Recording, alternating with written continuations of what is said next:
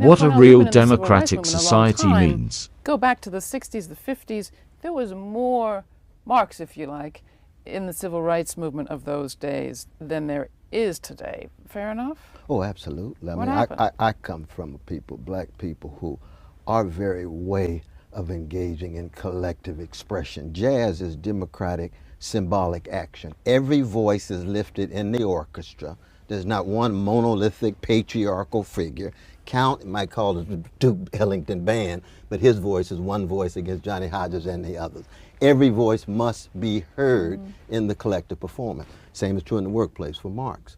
But also, and this is, I would add even with Marx, because I was blessed to write a book, The Ethical Dimensions of Marxist Thought, over 30 years ago, is democracy on the one hand, but it's individuality on the other. Marx comes out of Schiller, he comes out of German Romanticism. He's concerned about the precious humanity of every individual, including working people's individuality. So individuality and democracy go hand in hand, just like in Count Basie's band.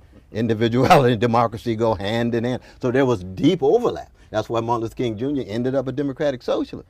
One of the reasons why people are afraid of Marxism is because they think of Lenin, they think of Pol Pot, they think of Mao, they think of professional revolutionaries running political parties, rather than his rich analysis, his deep love of working in poor people, ensuring that they can live lives of decency and dignity, and therefore talking about cooperatives and not always tied to professional political parties that are dictating X or Y. And you Soviets without Bolsheviks, that's the Kronstadt Rebellion, that's the Council Communism of Gorder and Pannekoek and others. That's very much tradition that we're a part of. But when you get to Mao and Lenin, that's what people think of automatically. They say, oh, well, no, you guys see professionals dictating to workers what to do. No, that's authoritarian again. It's not democratic. That's like trying to transform Duke Ellington's band into a military band. It's not going to work. You're not going to get the improvisation and the rhythm that you need.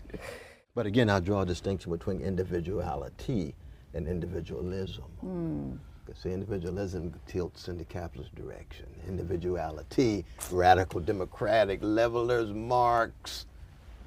I was part of a